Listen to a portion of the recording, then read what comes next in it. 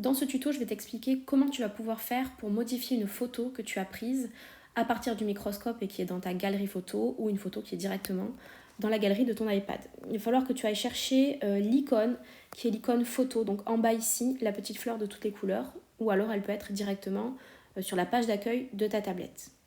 Une fois que tu rentres dans les photos, tu choisis évidemment la photo que tu veux modifier, tu cliques dessus et tu as en haut un bouton qui s'appelle modifier.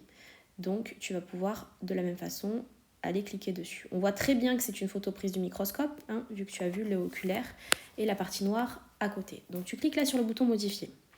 Ensuite tu as en haut une petite icône crayon ici et tu vas pouvoir cliquer dessus. On va te demander par la suite si on désactive le live photo. Donc oui, parce qu'on n'a pas de partie qui bouge sur cette photo. Sur la droite, tu vas pouvoir annoter la photo avec plein d'outils qui sont peu utiles pour nous parce que les fluos, crayons, etc. Sont pas faciles d'accès. Il va donc mieux falloir utiliser le petit point qui va te permettre, en bas là, le petit plus, qui va te permettre d'ouvrir une fenêtre sur la gauche. Dans cette fenêtre, tu vas pouvoir ajouter notamment du texte et ensuite une flèche pour légender. C'est ce qui nous intéresse, nous, principalement. Si tu cliques sur la flèche par exemple, tu vas pouvoir donc changer son sens, son orientation. Donc je rappelle qu'on légende tout du même côté, les flèches qui s'arrêtent au même endroit dans la mesure du possible. Et ici, un point particulier, il va falloir penser à changer de couleur.